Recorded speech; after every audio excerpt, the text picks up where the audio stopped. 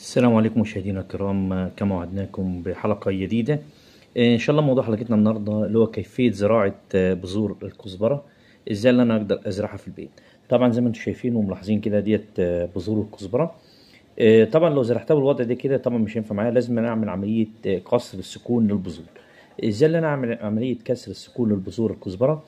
طبعا هكون بنقع بذور الكزبرة في المياه من مدة يومين لحوالي 4 أيام حتى يتم معايا عملية التنبيت للبذور الكزبرة.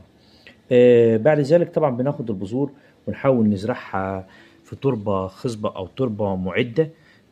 بالوضع ده طبعا نقوم بنسر البذور أو وضع البذور في التربة المناسبة وطبعا وتغطيتها. طبعا بعد حوالي 15 يوم طبعا ل 20 يوم بتكون معايا وصلت الكزبرة أو بذور الكزبرة لهذه الأوضاع. طبعا هحاول برضك أشرح لكم برضك إزاي أنا قمت بالعملية ديت